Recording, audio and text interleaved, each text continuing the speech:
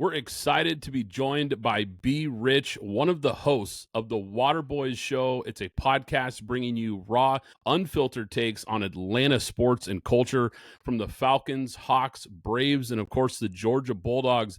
They deliver sharp insights every episode and also feature top-tier guests from the world of sports and entertainment, making it a must-listen for all ATL fans. B. Rich, thanks for coming on the show. Man, appreciate you having me, man. Really excited. How y'all guys doing tonight? Excited to have you on the show. Excited to talk some Falcons and some Bulldogs, of course. Two teams that I think have a lot of buzz, of course, going into the NFC South this year. Atlanta's one of those teams that a lot of people are talking about, and we'll kind of dive into that. And, of course, Georgia being the powerhouse that they are in the college football landscape and the SEC, of course.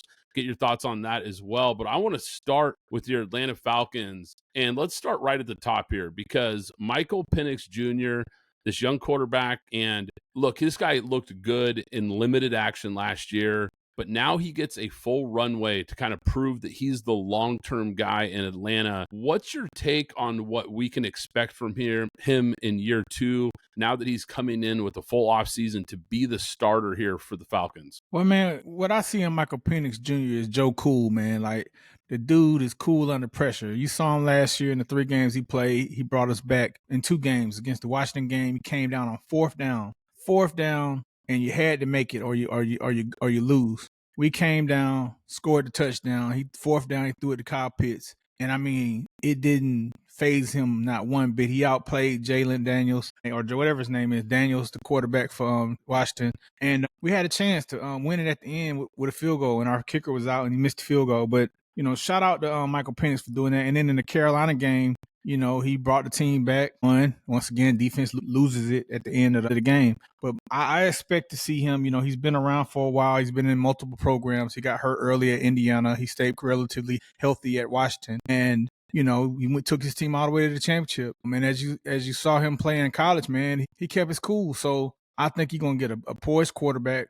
He's got a hell of an arm. Didn't realize how strong his arm was till I saw him play on those games. If we can protect this kid, something special is going to happen with him. I kind of view this as, you know, last year as the 2015 Falcons when we went 6-0 and then lost. And then Kyle Shanahan was his first year, and, you know, him and Roddy Whitehead kind of had it out. In 2016, they came in and went to the Super Bowl.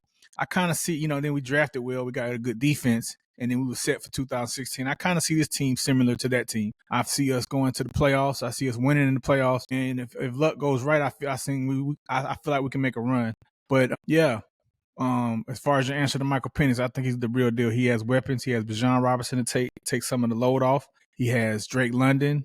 He has Darnell Mooney. He has Ray McCloud. All those guys, you know, produced last year. And hopefully the repertoire that him and Kyle Pitts are building this year, they can really, you know, make it count this year for him, a contract year for Kyle Pitts. So hopefully Kyle Pitts can come through. Yeah, that's where I wanted to start at because I'm a Gator fan, so down with the Bulldogs. But with Kyle Pitts, I think that's a key person right there because you're right. He's going into what is this, his 4th year or his 5th year? I think it's 5th year. Yeah, this is his 5th year. So they have his 5th year option. So this is a make or break a year. I mean, he's been relatively good in the sense, like about 600 yards, about 4 touchdowns a year.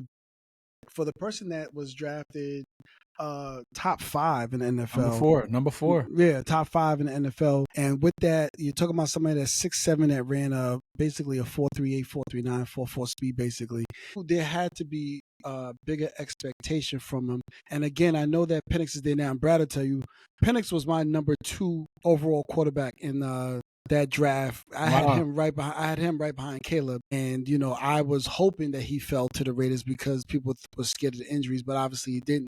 But the thing is, with Kyle Pitts, his laziness, because a lot of what he's done, because he did it at Florida too, his laziness. Do we think? Because I thought he was going to pick it up last year with the coaching staff of Raheem Morris.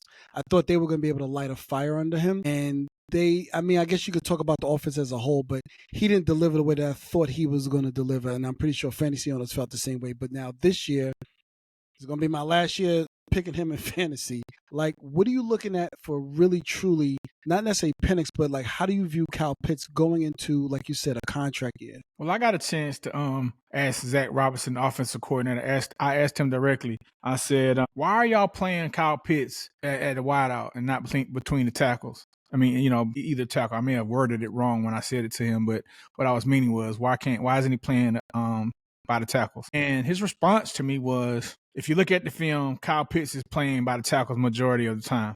And so my reasoning in that is this, and I understand he played a lot of that at Florida, but I don't care about any of that. What I'm saying is, if you put him by the tackle, you're gonna force a double team on him because he's gonna beat the linebacker easily. So they're gonna have to bring somebody in and double check if they have a linebacker on him. What does that mean? That means the other guys are gonna get open. That means if they don't double team him, he's gonna get open. So that's the whole reason I'm saying. Just decoy purposes at all. Do I think he's gonna have a good year? Yeah, this is his second year in the system. Second year in the system to where he understands the verbiage, understand where he needs to be, and this is the second year for Penix where he's gonna understand where to be. Penix, I'm sorry, he's gonna know where to be. So I think he's gonna have a good year. Like you say, man, I've been drafting him in the fantasy leagues every year, man, just in hopes. I think the 1 year he got hurt, then it took a whole another year to recover. But last year, what I didn't like was you saw some strides of spectacular catches. You did, and some long touchdowns. I just don't like the loafing, bro. Yeah. I don't like man, act like you running. Just act like you just move your head fast. Sometimes it seems like he out there lethargic, not into it. And I think that's what pissed a lot of people off. If he just faked the funk, act like he running hard, I don't think he had no problems out the fans because he made some good catches. It's just like not going for balls that even if you're gonna miss it, just die for it, man. Make a play. Yeah. So I think that was his issue, but I expect good things. And like I said, like Zach Robinson said, he said if Kyle knows what he needs to work on, and he expects great things from Kyle this year. So that's the offensive coordinator. That's out his mouth. So that's an exclusive from the Water Boyz. I got a chance to ask him about Kyle Pitts, and he gave some good responses. I wish I could play it for you. Yeah, once again, guys, if you haven't checked out their podcast, be sure to check it out. YouTube, Spotify, Apple Podcasts. They do get some really great guests from around the world of sports, and of course, focusing mostly in on Atlanta sports.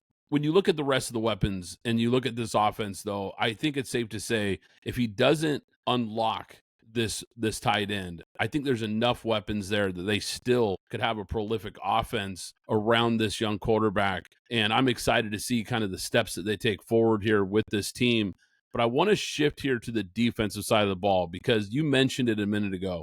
The defense is kind of what's held this team back in recent years. We've seen them address the offense with all these draft picks, and they really have built a nice young roster of talent. Now you've got, like we said, the young quarterback coming in and kind of taking over the reins. But on the defensive side, we've seen some struggles, especially at the cornerback position. And that seems to be a spot that everyone's talking about this offseason with this team. Nickel is a spot that people are circling. So what do you make of the quote-unquote nickelback competition that we're going to see this offseason? Billy Bowman Jr., Clark Phillips. The nickel spot, like I said, it's kind of been a problem for them. D. Alford gave up 8 touchdowns, had a ton of missed tackles last year. Do you think a guy like Billy Bowman could have a legit option there? Or do you like the idea of maybe moving Clark Phillips to more of his natural nickel role there? Basically, what do you make of this position, and what do you think we're going to see here in camp? All right, so let me start off. All right, I think our cornerback defensive backfield has already gotten upgraded. Why? Because we finally got someone that can get to the quarterback. We finally addressed the defensive line. If Jalon Walker, Leonard Floyd, Pierce, and Braylon Trice, they come in and get after this quarterback. Our second round pick last year, Rook Aurora, get him. Even Arnold Ebiketie, he came on last year. And then, as you saw when Raheem Morris took over, Caden Ellis, he made some plays in sacks. I feel like our pass rush is a 180 from last year.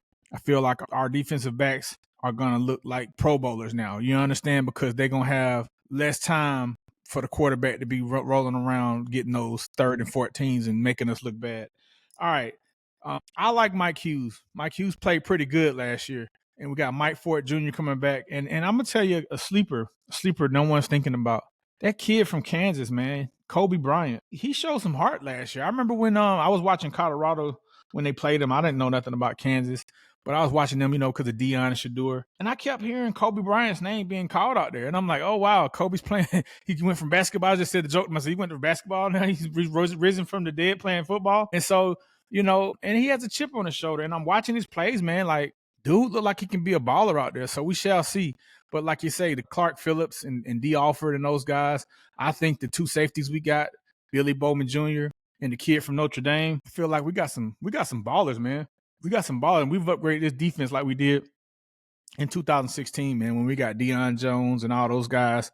I feel like we really picked up the pace on that. So I think the defense will look a lot better through this pass rush that we got. And I'm going to tell you one thing that killed us last year. Last year, we had slow linebackers. And every time when it was like a 4th and 8, 3rd and 15, the scrambling quarterback would always pick it up. Like, we'd have it covered. And they would scramble for the 8 yards, 9 yards, get the first down. Scramble for the 13 yards on 4th down and get the on first down. And that was a lot of times we lost games because of that.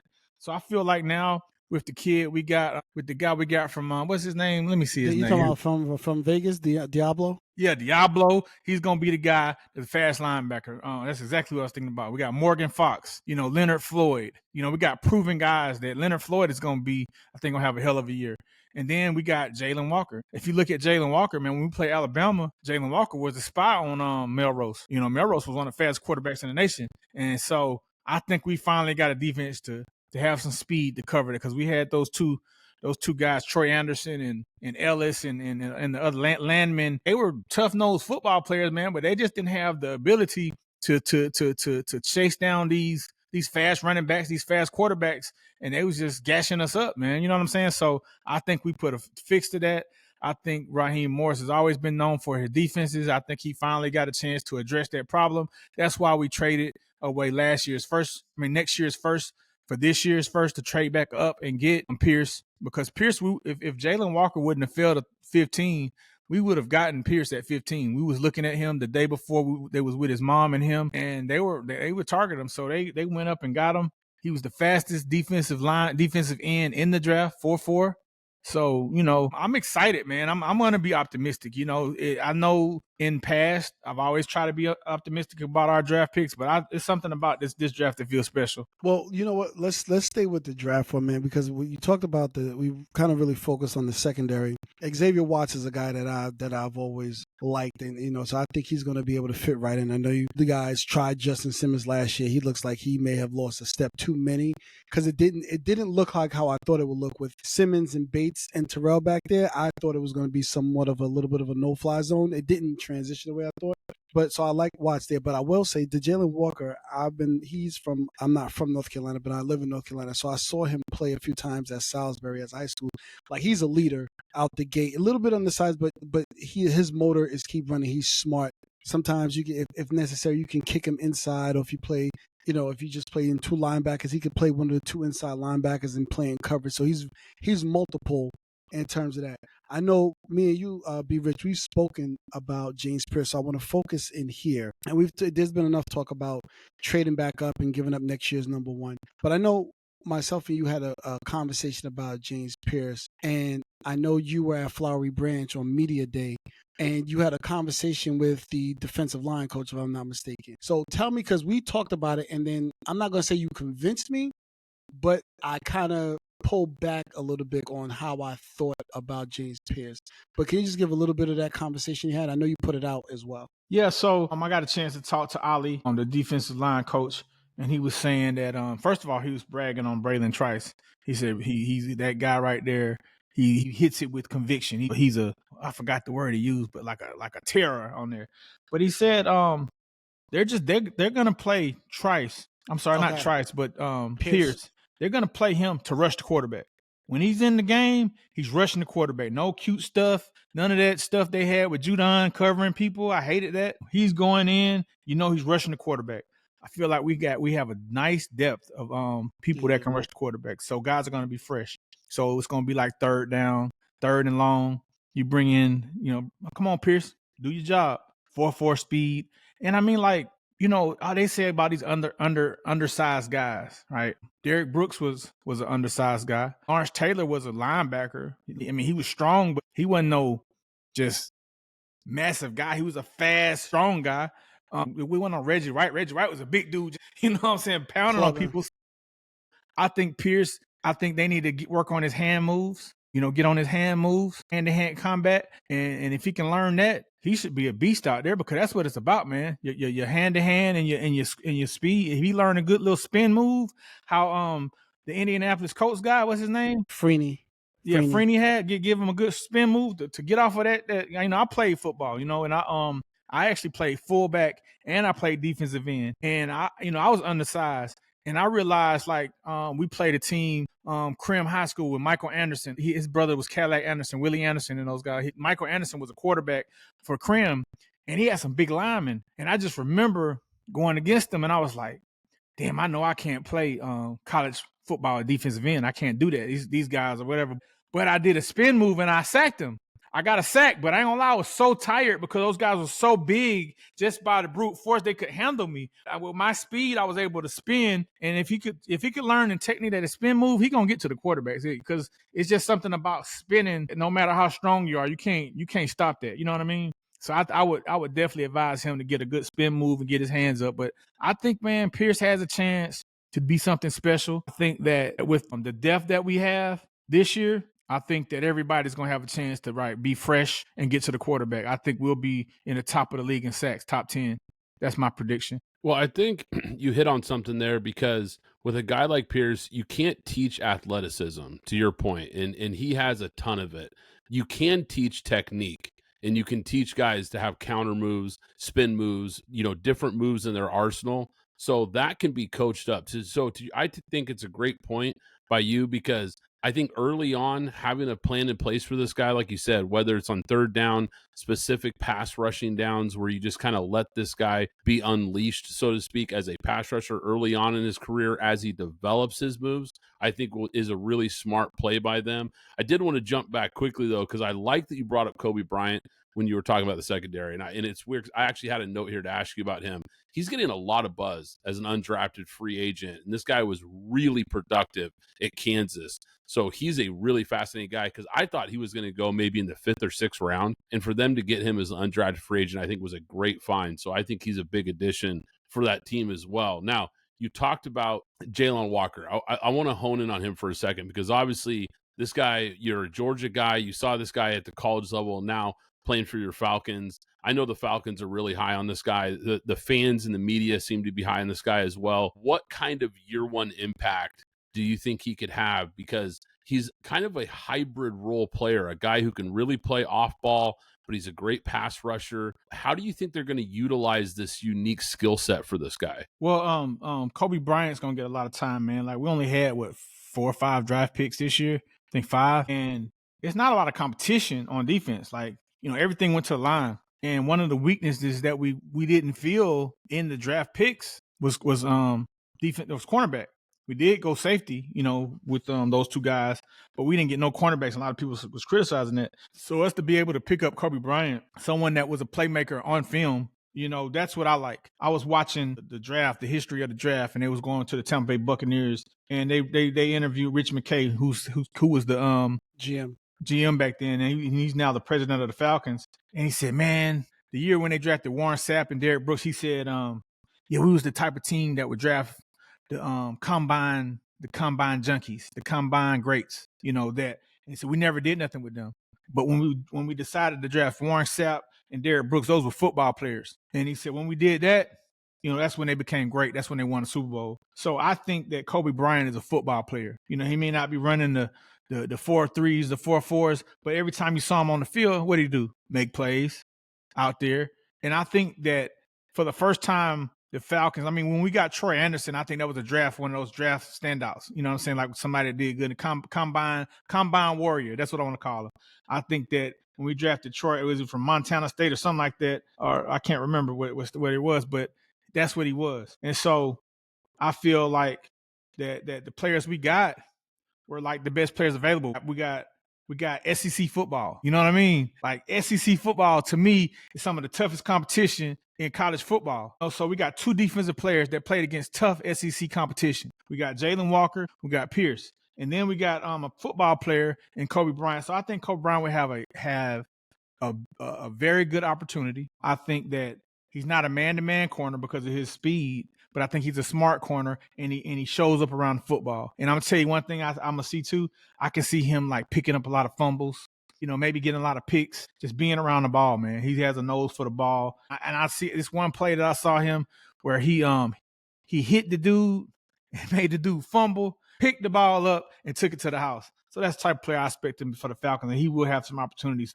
It's his job to lose. It's his job to lose because they're going to give him some opportunities. Going in Jalon Walker, I will say this. I had a chance to ask one of the coaches about Jalon, and what they said was they're not going to give him too much. He's going to rush the quarterback.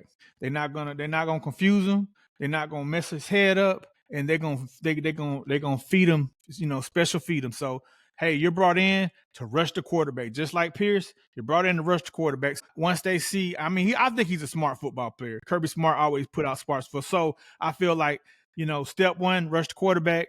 If he does that well and he's able to take on some more responsibilities, I think we'll see that. So we shall see. So I want to ask you, because I know, Brad, you definitely want to get to UGA. Why did you guys, well, first, two-part question. Grady Jarrett is a guy, right? At least he was for the most part for the Falcons. Why did you guys cut him? And then I know that you've been talking about the defense, but however, because we talked about, Braylon Treese was one of my sleeper picks last year, a guy that I really like. So I think you're right about in terms of the rotation of Floyd, Treese, Walker, and Pierce for the most part. But up front, you lost your leader in Grady Jarrett, a guy that's been a stalwart there for a while. One, why did they cut him? And two, how do you think that looks now with, I guess, perhaps maybe Jesse Bates or another guy that's now going to be the voice of the defense now? All right, so for Grady Jarrett, man, I was complaining the past 2 years. When he first got hurt and we came back, I was like, damn, man, Grady Jarrett, he's making a lot of money. He's making a lot of money. And, when he played last year, I don't know, maybe because he didn't have another line to help him out, but it looked like he lost a step, and that's just what it is. Falcons got a lot of respect for Grady Jarrett. The fans love him. The organization loves him. And they asked him to take a pay cut, and he said no. And out of respect, they just like, all right, well, we're going to let you go. And this is, I ain't read this nowhere. This is just a feel I have. You know what I mean? Like, they respect him. They let him go. It was a money move. Grady Jarrett was making a lot of money, and they needed to clear some space, because we gave Kurt all that money, and we need some space to sign some free agents. And he was a leadership guy. We interviewed AJ Terrell a week ago, and AJ was like, he was hurt that Grady got cut.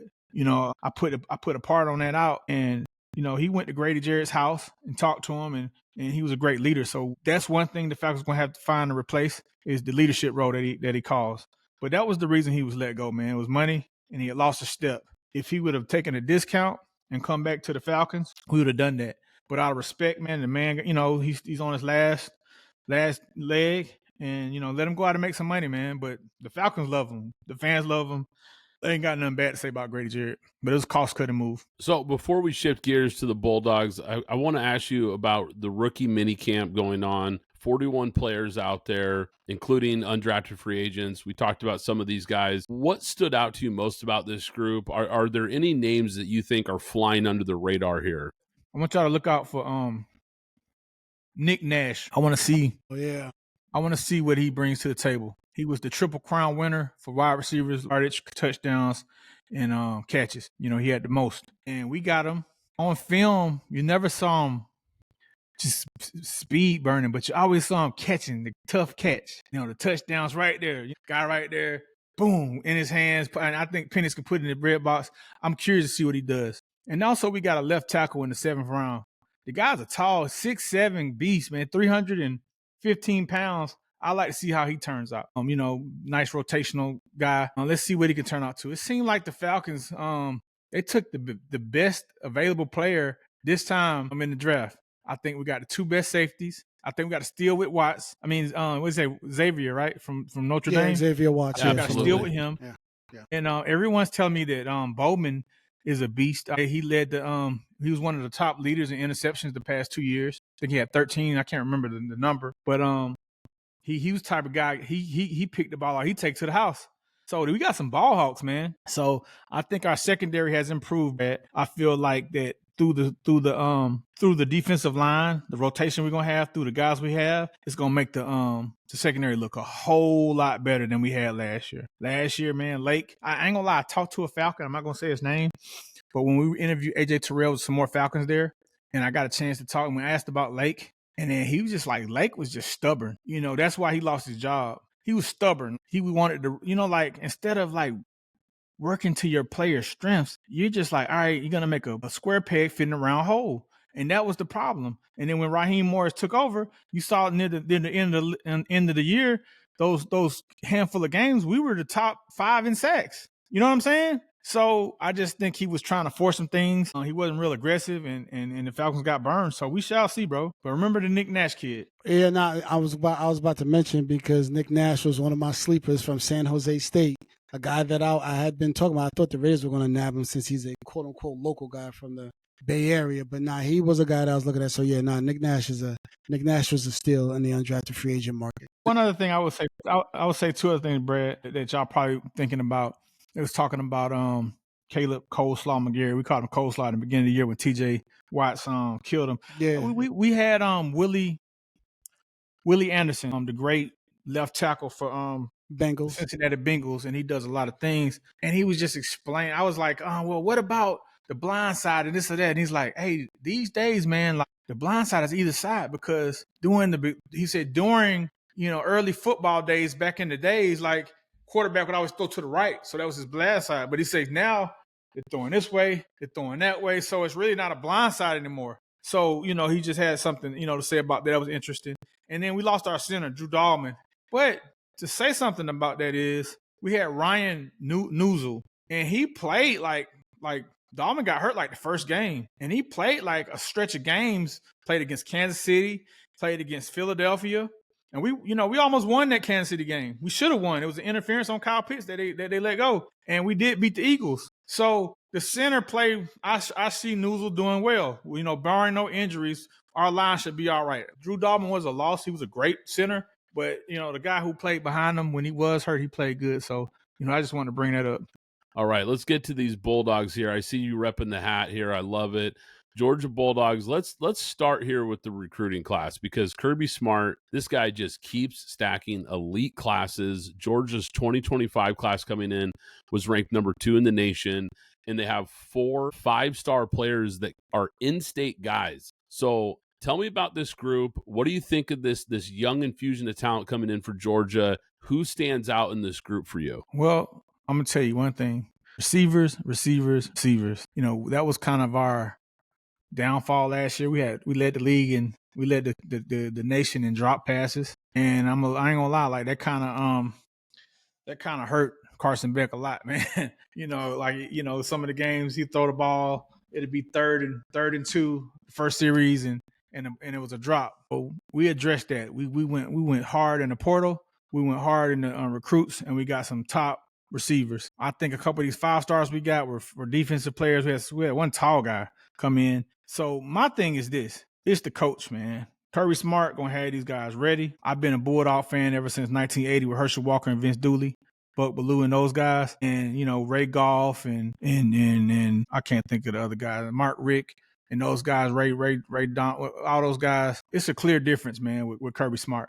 And so he's going to have the defense ready. I feel like he's going to have the right players ready to go. And he's going to keep reloading and putting out top 10 defenses and top first-round draft picks coming out on defense. Gunnar Stockton, I was disappointed he didn't get us there through Notre Dame. He wasn't prepared. Last minute, Carson Beck got hurt. He has a full offseason to learn, and they can, draw up stuff for his ability. College football is different than pros.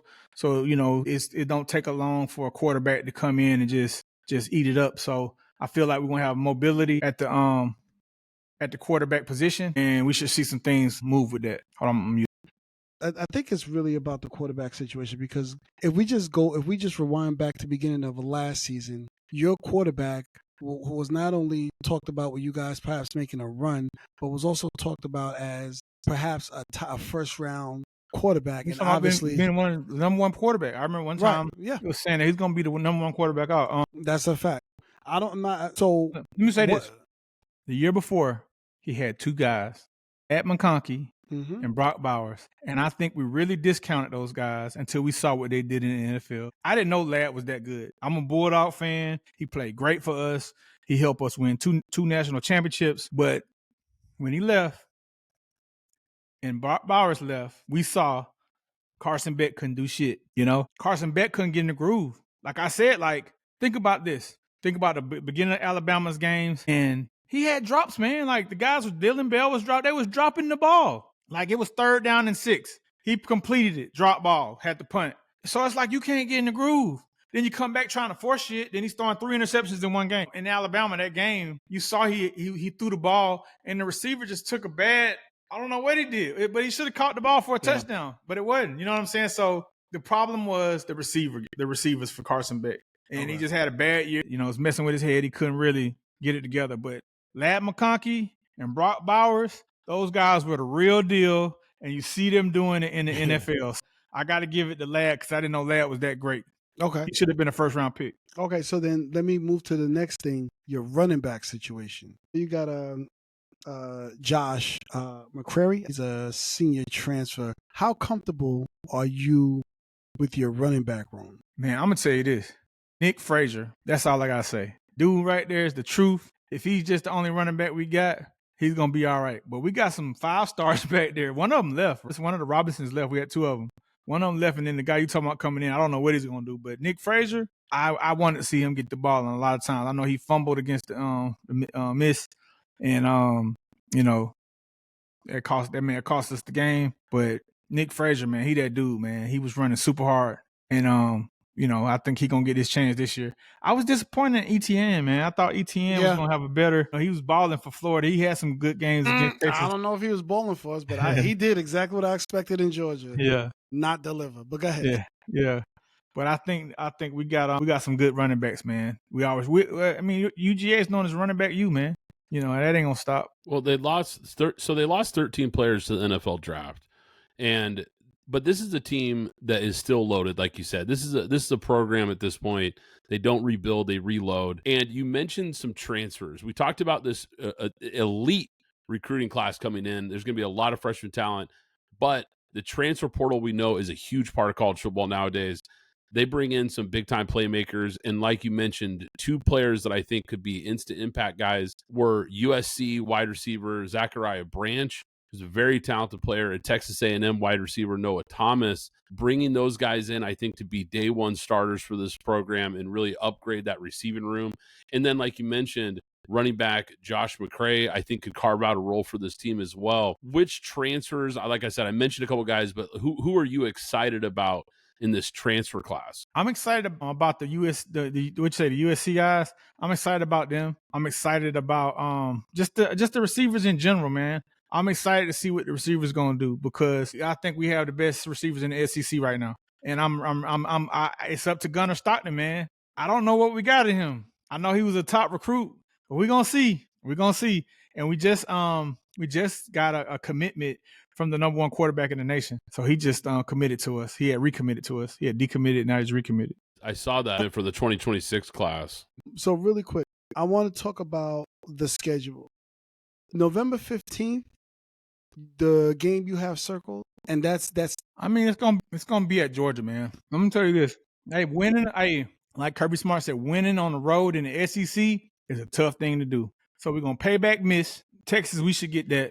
I know they gonna come at us, but man, you can't discount coaching, man. Nick Saban showed you time and time after again, we could not beat that man. He was a great coach. And where does Kirby Smart come from? What tree does he fall from? Nick Saban. The Nick Saban tree. So one thing for sure, Nick Saban's been around the greats. He's been at Florida State. He's been at Georgia. So he learned with Bobby Bowden, learned with Nick Saban, learned whoever else. We're going to be all right, man, just because of our coach. He's going to have those players ready to go, and he keeps reloading. So, Brad, to your point, it's going to be another Jalen Carter, another Jalon Walker, another Malachi Starks. It's just, we got to see how it turns out and who's going to be that guy. So we shall see. Yeah, just to rewind real quick here, Alex. Jared Curtis is the quarterback you were talking about that just recently signed a couple days ago. He's the number 1 quarterback in the 2026 class. A huge get because they were battling with Oregon right down to the wire, those two schools, to try to get this guy, and Georgia ended up signing him. It was a huge get for the Bulldogs. Yeah, that's what I was about. I just looked it up, so I see Jared Curtis. He was 4. Now he's number 1. And the kid I'm talking about, Faison Brandon, also out of Grimsley in North Carolina, he was number 1. He's now dropped to number 2, committed to Tennessee. You know who I was worried about this year? I'm not going to lie. And now I'm not worried about them. I was worried about Tennessee, that quarterback, boy. Yeah, Nico. I was worried about him. Hey, I'm so happy he's not with Tennessee. Where did he end up? Did they get someone pick him? At UCLA, okay, yeah. There you go. Yeah. UCLA got a great guy. Yeah, we could do a whole podcast on that whole saga, but we'll keep it Georgia Central here. Yeah. So we talked about the skill positions. We talked about this recruiting class, some of these transfer guys. The O-line is going to look a lot different this year. Is there any concern with you that with that much turnover up front? Now, we talked about a lot of talent on this team. There's always a lot of talent behind the starters, but are you worried about the turnover up front for this Bulldogs team going into a season with Gunnar Stockton, a relatively unproven quarterback, and now you have an unproven offensive line at a lot of different spots? Is there any concern there for Georgia Bulldog fans? No, man. We got Jackson 6'10", 348. We got Daniels 6'8", 345. We got one guy 6'7", 6'8". No, I'm not worried. We got some beef up front, man. 6'10", bro? Are you kidding me? 350? Come on, that's a freshman, dog. That's a house. All you gotta do is just put him out there, man.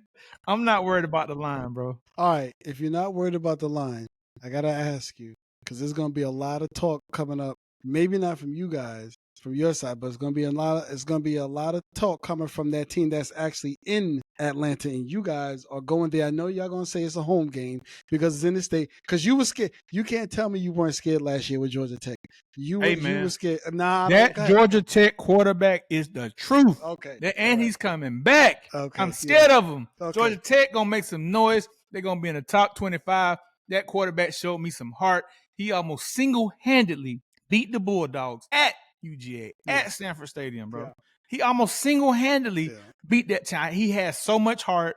I'm looking forward to what he does in the NFL, and I'm looking forward to his play on the field this year for Georgia Tech. And Georgia Tech, man, seem to be getting them recruits. They're starting to get them 4 and 3s, and then next thing to get them 5s. They're going to start do is get one. Yeah, all they got to do is get 1 or 2. Yeah, so that might have been the game of the year in college football last year. It was. I mean, that was an unbelievable game. And let's face it, going into the season, I don't think a lot of people had that circled as a must-watch game. You know, Georgia being the power program that they are, Georgia Tech respectfully a program that's up and coming, but nobody expected that kind of effort, that kind of game, you know, back and forth game with the Bulldogs. It ended up being a classic.